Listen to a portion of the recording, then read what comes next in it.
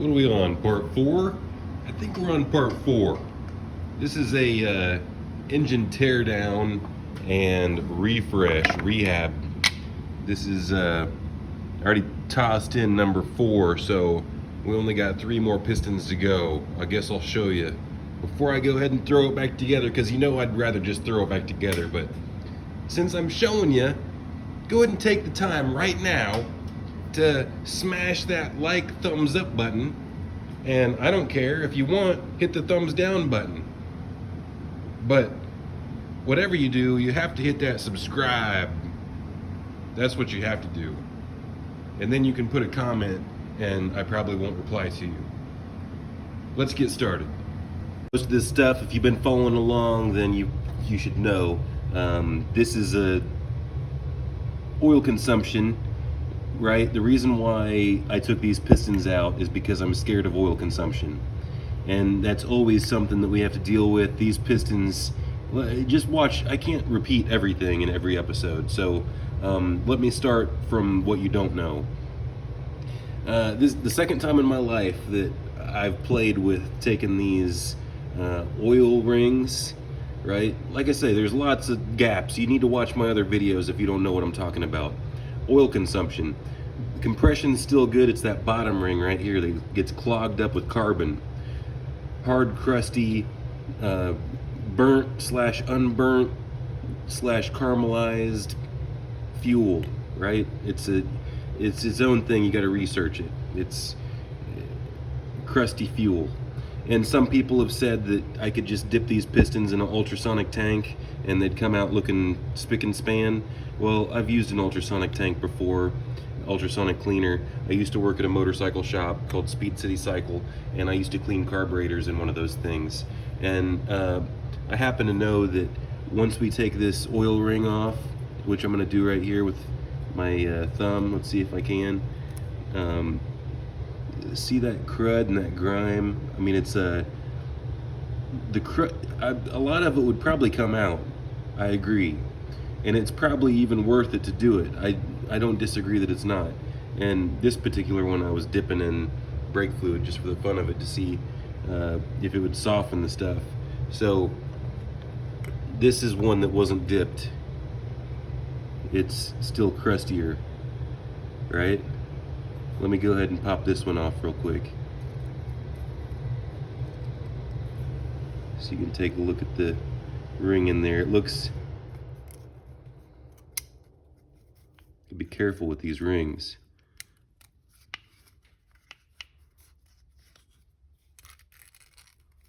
Very carefully, just roll it off, right?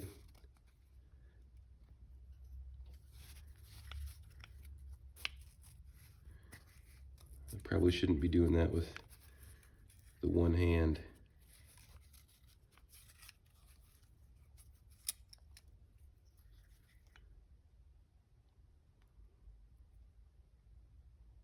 Anyway, what we're gonna do, these are already replaced. This was already replaced with a piston job in 2015. This is a 2011 engine. These things only have 40 to 50,000 miles on them, if that. We're gonna clean them up and we're gonna toss them back in. I've already got a video similar to this. I only cleaned one of the pistons in that video.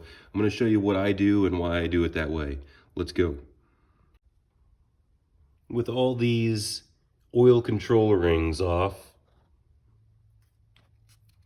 I'm just going to take my delicate brush and I'm going to clean as much crud off as I can. I need to be really delicate with that spring inside that where that oil controller ring goes. And if you'll notice, there's a couple holes. Let me get a piston that's not so wet. They're probably all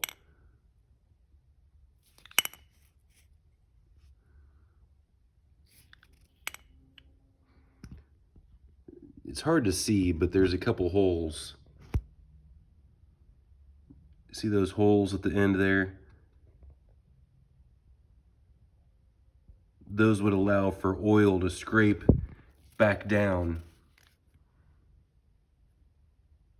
See, there's hole spots right there all the way across, and that would allow for the oil to be collected and scraped and transferred. And we got to make sure that everything's just clean and in good shape for the passageways for the oil to transfer back into the block rather than to be burned in the combustion chamber. So let me get my brush out. Like I said, I already talked about some of this. Check out my video where I show cheapest oil consumption repair possible. I'll put that in the pinned comments. And I can't spend too much time on this cleaning stuff. I need to put the engine back together since I already have a video of me cleaning these pistons, right? These oil control rings are 100% clogged up. I don't know how well you're gonna be able to see it, but let's unclog a little bit of it right here.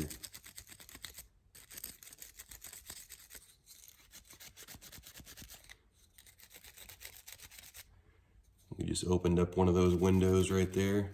Let's see, there's one right over next to it.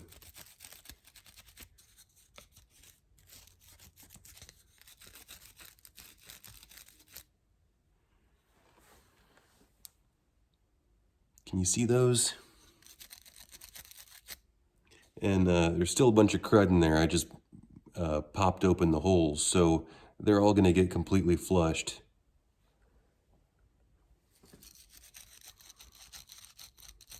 And I know some people think this is cringeworthy, but these pistons are perfectly good. They're just dirty. And I've got new pistons, and I've got even new piston rings.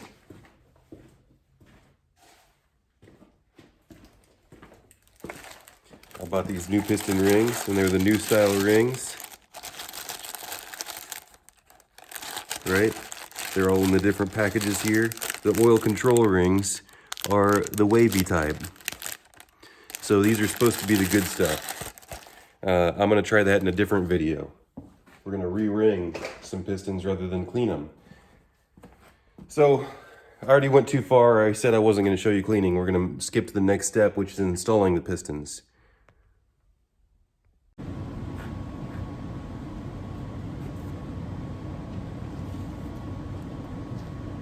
I'll try it.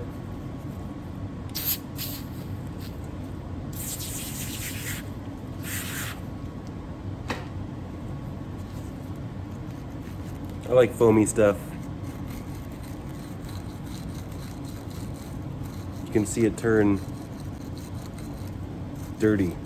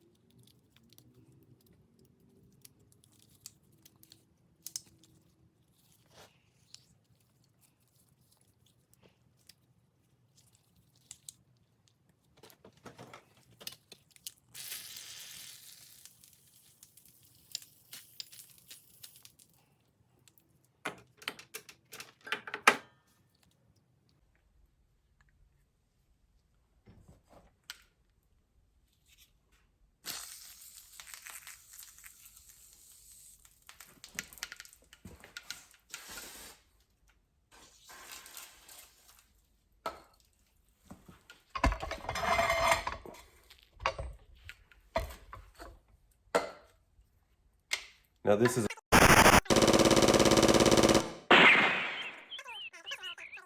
piston rings here. So this has a pin in it. It's not like the kind where you'd have to crank down a sleeve, a universal style.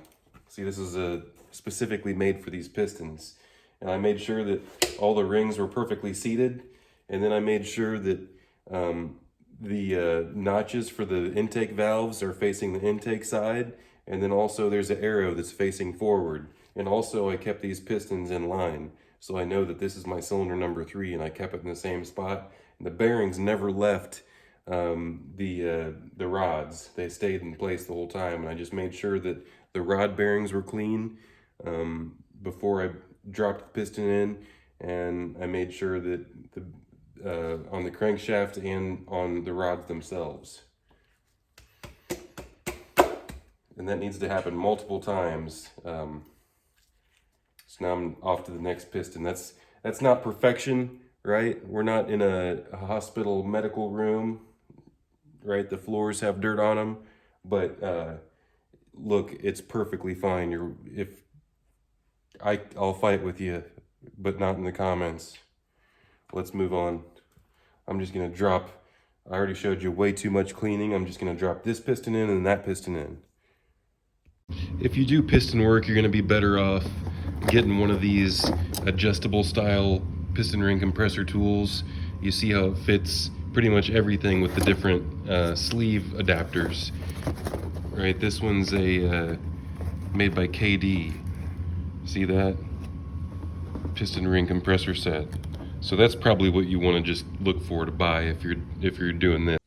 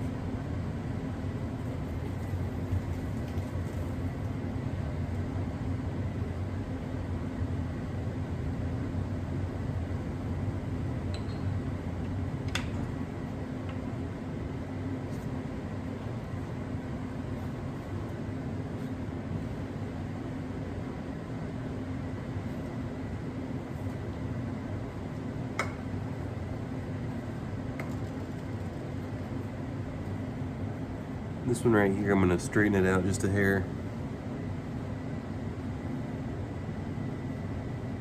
I'm gonna do that by just pushing it back and forth, wiggling it back into place and making it even. I'm gonna pressure wash it back down with the PB Blaster.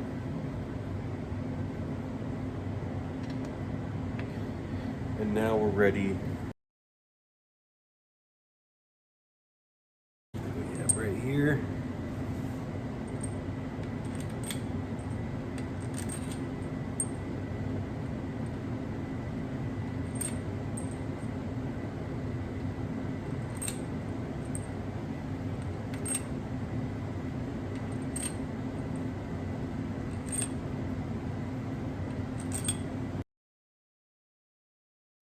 We get the E10.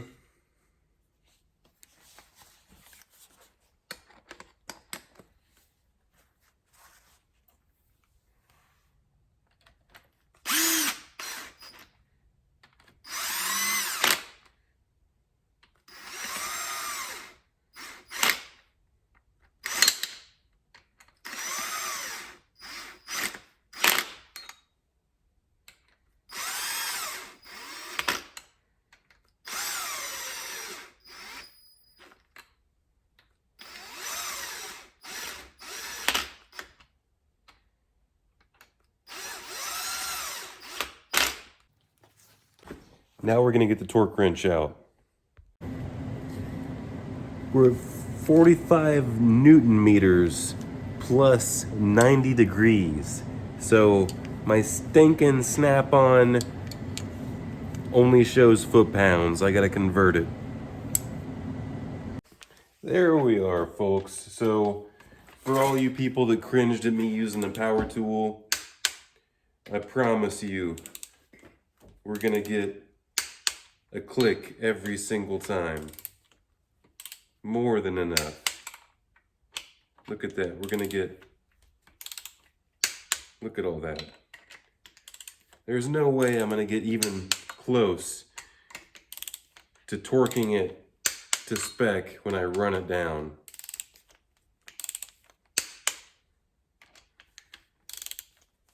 Now, do we know what 90 degrees is? I'm not talking about temperature. It's probably best to use 1/2-inch drive for this application. So we're gonna step it to our breaker bar. We wouldn't necessarily need to use a breaker bar, but we're gonna shorten up on the extension because we could actually go just a little bit shorter than this if we wanted, but we're gonna cinch up real tight here and be real careful to keep it on there because it's really gonna get kind of tight. And you're gonna wanna pay attention to where 90 degrees is.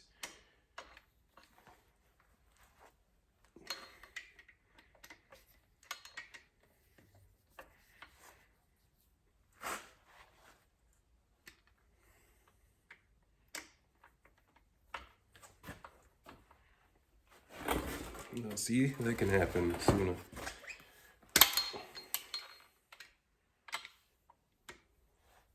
I gotta start over.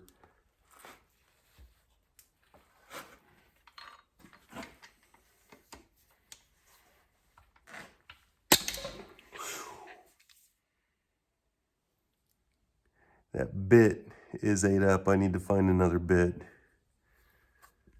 So the other bit that I have is in my car. I could run and grab it, but right now I'm gonna go ahead and give you a Naptown tuner tip.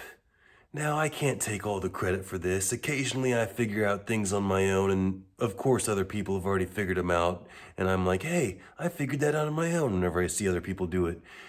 Sometimes I see things, you know, other times there's some things that I've never seen anyone else do that I do. So you have to keep on watching to see maybe even possibly new tips. But I don't feel like going to get the proper bit, and you saw how I just, skipped off of it. These are some really intricate little tiny inverted torques.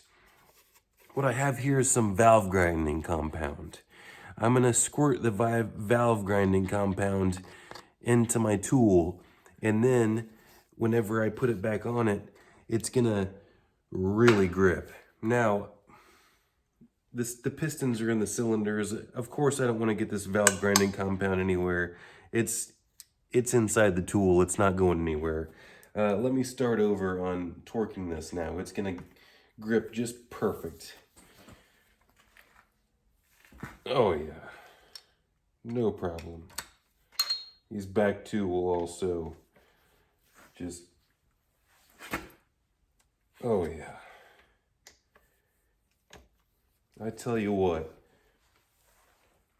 that valve grinding compound on sockets, especially on, now I'm gonna wipe it off.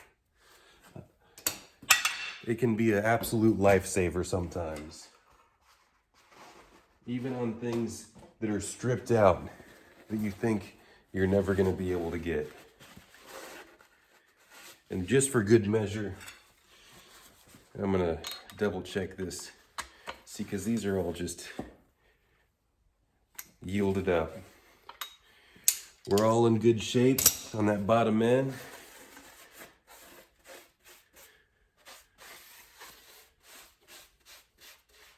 And should we do anything else on this? Let me check, see if... Now everything should spin over nice and smoothly. In fact, you should even be able to grab this by your hand and just roll it back and forth like this. If you can't, something's bound up, something's wrong. Let's go ahead and flip it back over just to take a look at it, because I know you like to look at it. You like to look at it.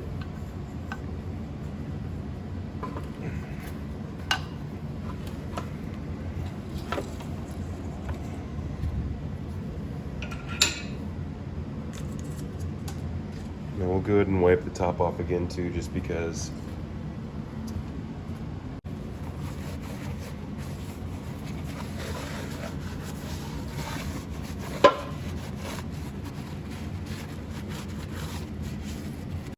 What do you say? Let's do some balance shaft chain stuff. You gotta take this timing guide off. Get this thing out of the way.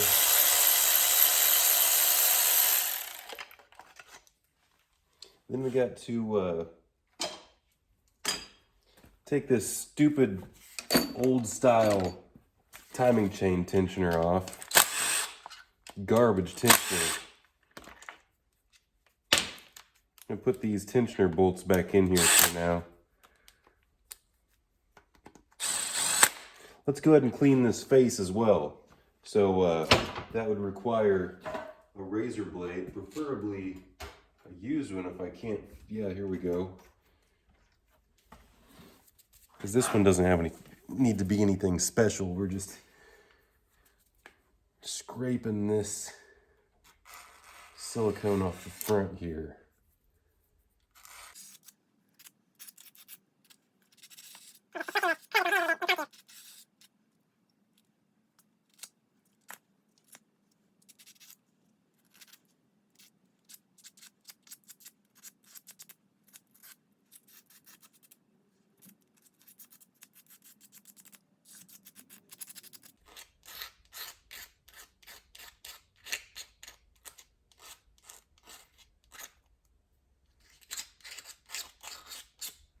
I think we got to do something with this balance shaft chain and these balance shafts. What do you say? Yeah, let's go ahead and do that. So I can kind of tell that this balance shaft chain is a little bit stretched. It's not horrible. It's not to its limit. I've seen them to their limit before. And actually this one is pretty close to its limit, which is pretty crazy. I bought a bunch of these. I'm gonna start replacing these balance shaft timing chains, and from here on out, I'm gonna start replacing them. I can't be messing around with it. This one has 92,000 miles on it, and it's already kind of loose. So, you know, you live and you learn, and it's just one more thing to add to the list, but it's something I gotta start doing. So other people might have already been doing it all along. See, if you'll notice, this is a good way to tell that tensioner from, let's see, let me push in on it all the way. Yeah, it's pretty much to its limit. This car at 92,000 miles was to its absolute limit on its balance shaft timing chain.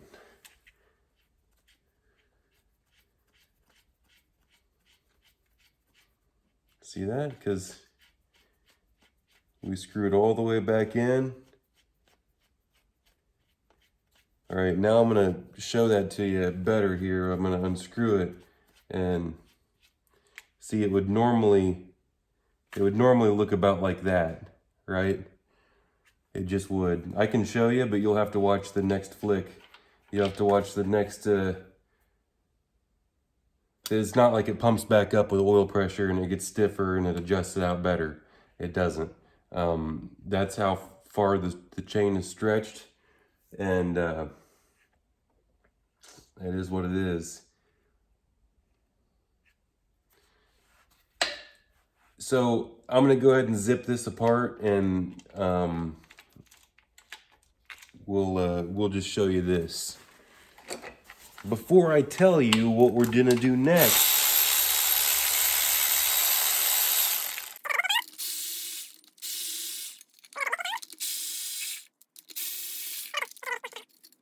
and then we'll go ahead and leave that on for now for the next video, because this is a good stopping point. We'll pull the balance shafts out next, and we'll take a look to see if the screens are damaged or what's going on with it. We'll find out the health of the balance shafts in the next episode.